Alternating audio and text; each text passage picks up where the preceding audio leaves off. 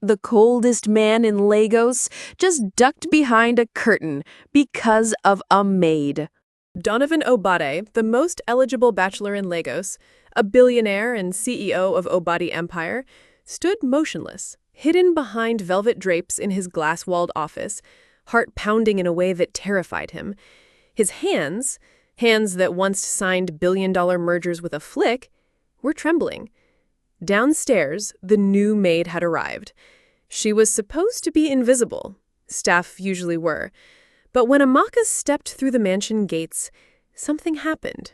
Something primal. Donovan, glancing at the security feed while on a call with the energy minister, froze mid-sentence. His jaw slackened, his breath caught. The camera showed a girl walking with the grace of someone who didn't know how beautiful she was. She wore a plain blue dress, her braids neatly tied back, her face unpainted. She had the kind of peace that made people uncomfortable, like she belonged somewhere higher than where she stood. And for a moment, Donovan forgot who he was. He dropped the phone. Yes, dropped. The same man whose voice shook the whole staff. He muttered something about a bad signal, then walked over to the window, eyes wide, pulse racing. He told himself he was only curious, only watching to ensure she followed protocol. But when she tilted her head and smiled, not at the camera, not at him, but at the sky, something cracked. Inside him, he ducked behind the curtain, and so it began, the unraveling of a man who swore he was unbreakable, until Amaka walked into his house. The Obade mansion was a world where warmth went to die. Every wall gleamed with imported marble. Every chandelier glittered like a warning. The silence wasn't peace, it was a code. Speak only when spoken to. Look down. Move fast. Never ask questions. That's the world Amaka entered. On her first morning, she rose before the sun. While others were still blinking sleep from their eyes, she was already scrubbing the East Wing's floors, alone, on her knees, the scent of lemon cleaner clinging to her hands. Then it happened. She heard footsteps, slow, deliberate. They echoed like gunshots on polished tiles. When she looked up, her breath caught. Donovan Obade. The myth, the mogul, the man she'd only heard about in whispers. He wore an ash-gray designer suit that looked like it had been sewn directly onto his body. No tie, his eyes were unreadable, like deep wells hiding dangerous secrets. They made eye contact for the first time. Just 3 seconds, nothing more. But the mansion felt like it had stopped breathing. Donovan didn't speak, he didn't nod, but his pupils dilated, just a little. His lips parted, not in greeting, but in disbelief. Then, with the slight twitch of hesitation, he turned and walked into the wrong room. The wrong room. Staff watching from the shadows exchanged stunned glances. The CEO never made mistakes. He never walked into the art room. He despised clutter. And yet here he stood, pretending to admire a sculpture he once called tacky trash. By the time he emerged, Amaka had moved on. But something lingered in the air. A tension, thick and electric. The kind of moment that changes trajectories. And that was the day the staff realized something was happening to Donovan Obade. The rain came suddenly that evening. When it rained in Obade Mansion, it meant routine disruption, followed by strict silence. But in the kitchen, there was life. Amaka stood at the counter, humming softly, wiping the marble surface with slow, circular strokes. Her simple blue maid uniform was slightly damp at the hem, her braided hair clung to the nape of her neck. A pot of pepper soup simmered gently on the stove, the rich scent dancing through the air like a warm memory. She didn't hear him enter. Donovan. Not in a suit, not in a tie. In a black hoodie. A billionaire in a hoodie. It was unthinkable. He looked almost ordinary. And that was what made the moment so dangerous. He cleared his throat Suddenly unsure, she turned, surprised. "Sir." He nodded awkwardly, his voice rough. "Is there any pepper soup left?" Amaka blinked. "Yes, sir. Would you like me to warm some?" He nodded again. "Please." She moved toward the stove, but in her hurry, the wet floor betrayed her. She slipped slightly, catching herself on the counter. Donovan rushed forward instinctively, and for the briefest moment, their hands met. His fingers brushed hers, warm, electric, real. Time froze. Donovan jolted back as if burned. Amaka looked up, confused. His face was unreadable. Not angry, not cold, just lost. "Sorry," she whispered. He opened his mouth to reply, but couldn't. He left the kitchen in silence, not in power, but in panic. Upstairs, he replayed that moment 100 times. Not the touch, but the look in her eyes. It wasn't fear. It wasn't duty. It was something that made him feel alive again. And it terrified him. After that rainy evening in the kitchen, something changed. Not for Amaka, not outwardly at least. She still woke before the sun, still scrubbed floors, folded linens, and kept her eyes low. But beneath her calm surface, her heart now beat with questions she didn't dare name. She had seen something in his eyes, something that unsettled and stirred her at once. But for Donovan Obade, the change was groundbreaking. The man who once fired his chef over an under-toasted baguette had now missed 3 board meetings in a row. His gym sessions, famously loud and unforgiving, had fallen silent. For the first time in years, Donovan worked from home, not from his polished obsidian office tower, but from the East Wing study that conveniently overlooked the rose garden, where Amaka often hung sheets to dry. It was subtle at first. A longer breakfast time, his sudden appearance in the garden by coincidence, lingering footsteps outside the servant quarters, a forgotten file retrieved from a corridor he never used. He began adjusting his schedule like a smitten schoolboy, making excuses to cross his path. If Amaka was polishing the staircase at 10 a.m., he'd appear at 10:05 pretending to take a call. If she passed with a bucket, he'd pause mid-sentence, watching her with the intensity of a man remembering what it felt like to want.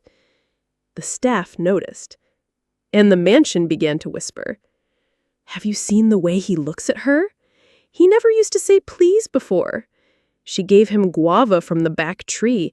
He kept the seed." It wasn't just gossip. It was prophecy. They knew something was coming. Something dangerous, because the most powerful man in Lagos was no longer in control. And the girl sweeping floors? She held his leash without even knowing it.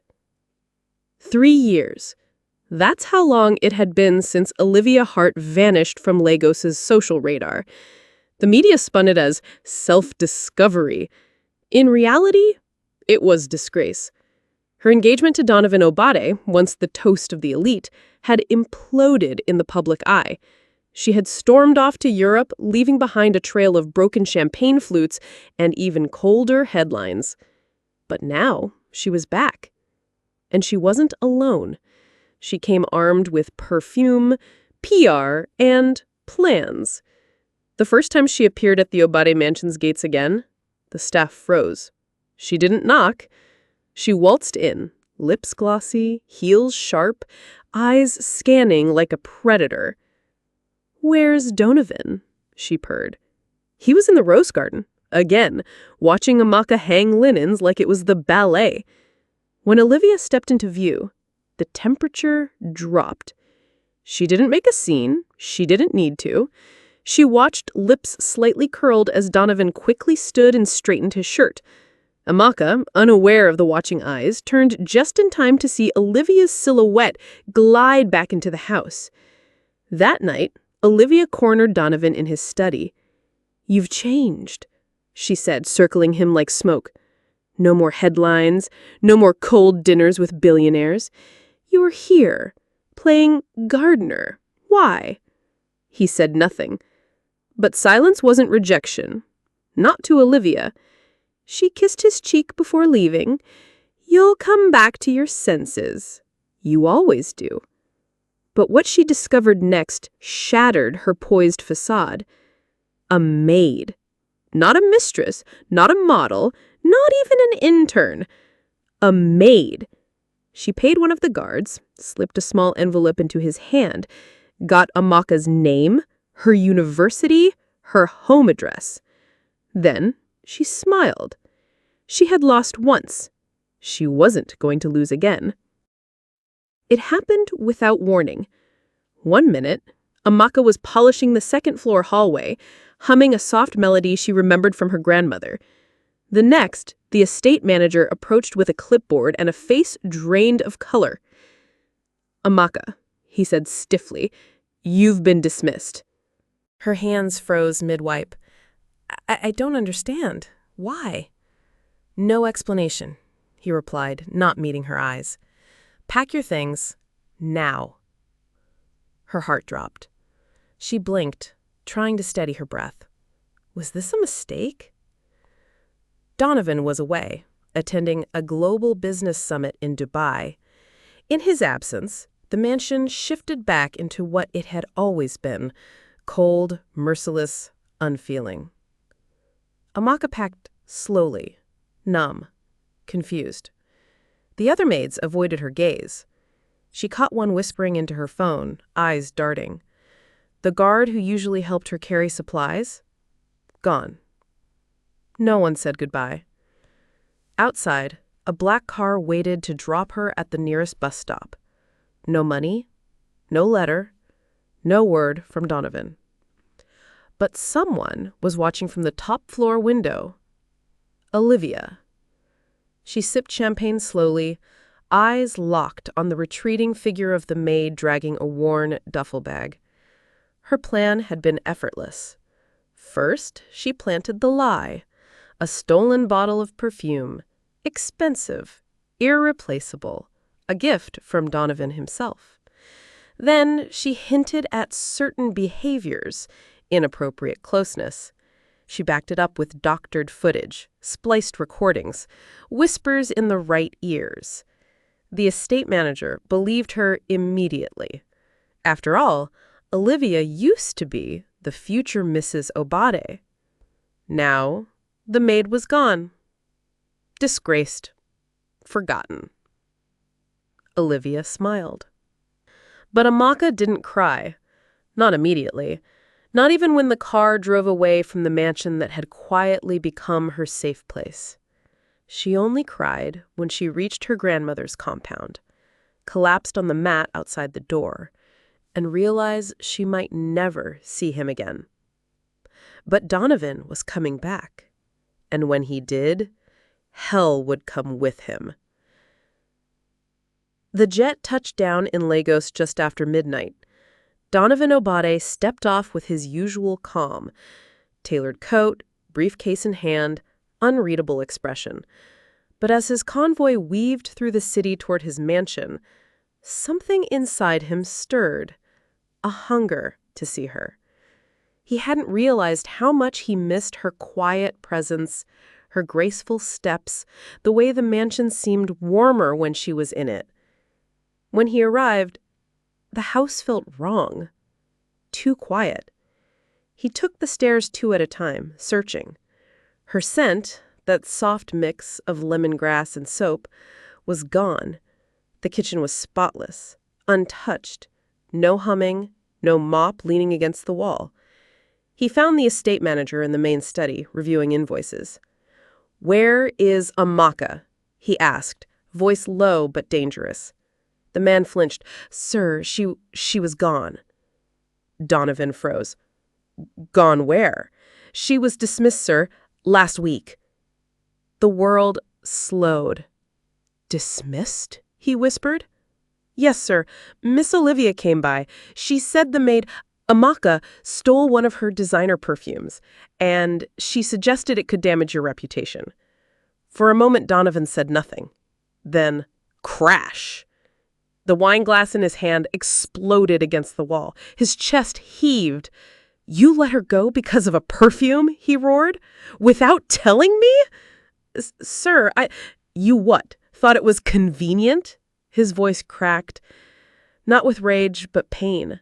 "She was the only thing in this house that made me feel human again."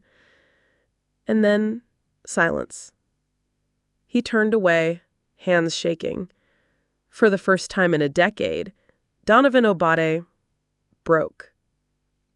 Tears burned down his cheeks, silent and raw. He didn't sleep that night. Instead, he called his private security chief. He ordered, "Find her. I don't care how long it takes. Find her." Because for the first time in his life, he had something to lose. The sky cracked open over Lagos like a heart in mourning. Thunder rolled across the rooftops as the rain fell in heavy sheets. It soaked the rusted gutters, beat against banana leaves, and turned the red earthen roads of Makoko into rivers of mud. A black SUV rolled slowly through the narrow lanes. Its tires splashed through puddles. Locals peeked through cracked windows, wondering who would dare to drive such a car here, especially in this weather. The door opened. Donovan stepped out. No bodyguards, no umbrella, just him, drenched in rain, his expensive shoes swallowed by the mud, his once crisp shirt clinging to his skin. He walked with purpose, ignoring the water that poured from his hair into his eyes. He looked like a man chasing something holy. Ahead, a small, crumbling compound stood quietly beneath the storm. Tin roof, hanging laundry, a wooden bench warped by time. He knocked. A pause. Then a woman's voice, sharp and skeptical. "Yes?" He bowed his head. "Good evening, ma. I'm looking for Amaka." The door creaked open. Amaka's grandmother stared up at him, face lined with wisdom, suspicion in her eyes. "Who are you?" He didn't flinch. "The man who failed her." From behind the curtain, Amaka appeared, wrapped in a plain wrapper, a basin still in her hands. Her eyes widened in disbelief. "You?" He stepped forward, voice trembling. "I didn't protect you. I should have known something was wrong. I should have fought harder. I let them take you from me." The rain soaked them both, blurring the line between tears and sky. She stepped out slowly, her sandals sinking into the mud. "Why are you here?" she whispered. He reached into his pocket, pulled out something small, wrapped in cloth. "The guava seed. The day you gave me this, I remembered what it felt like to be alive. I came to return it, or give you my heart with it." Amaka stared at him, trembling. Then she did something neither of them expected. She dropped the basin and fell into his arms.